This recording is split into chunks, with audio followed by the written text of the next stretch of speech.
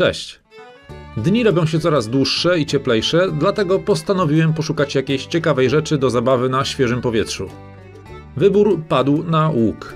Na AliExpress za 135 zł, już z przesyłką, kupiłem łuk z 12 strzałami. Jego siła naciągu to 30 funtów.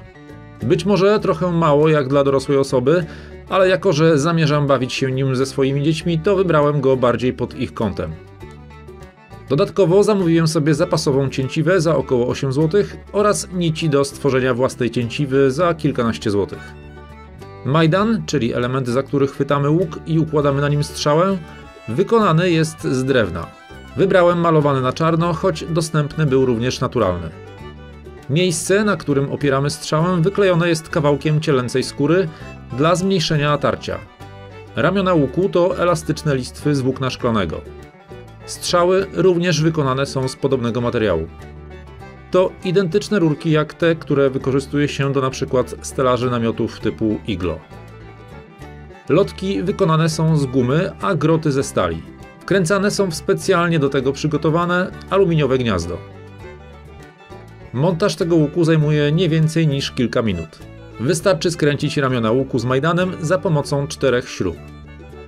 Klucz do śrub dołączony jest do zestawu.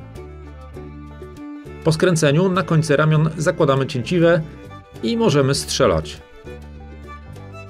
Naciąganie łuku jest przyjemnie miękkie. Kolorystyka lotek ułatwia nam odpowiednie ułożenie strzały na majdanie. Zielone lotki są tak ustawione względem nasadki, aby podczas wystrzału maksymalnie ograniczyć otarcie lotek o majdan. Celność ciężko mi określić, ale ogólnie leci tam, gdzie strzelam. Przy strzelaniu z łuku należy brać poprawkę na grawitację i oczywiście wiatr. Z ekstremalnych testów, które wykonałem, to przy strzale z maksymalnego naciągu strzała lądowała w odległości 50 metrów. Z 20 metrów przebija 12 mm płytę OSB. Uważam ten zakup za udany.